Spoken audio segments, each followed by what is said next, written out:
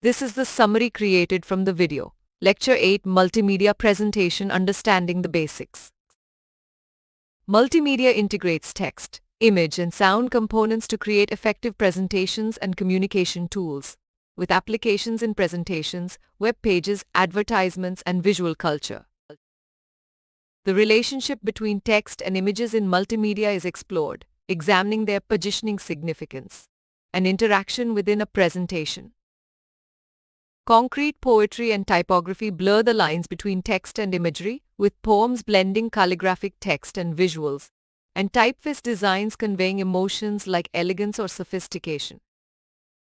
Text animations breathe life into presentations, with movement and color signifying emotions and creating impactful storytelling through kinetic typography.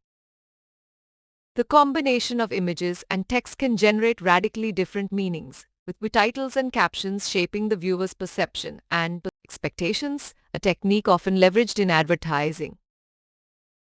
Visuals and text interact in complex ways to influence perception and behavior, as demonstrated by experiments where aesthetic or factual contexts shifted focus points and guided emotional responses.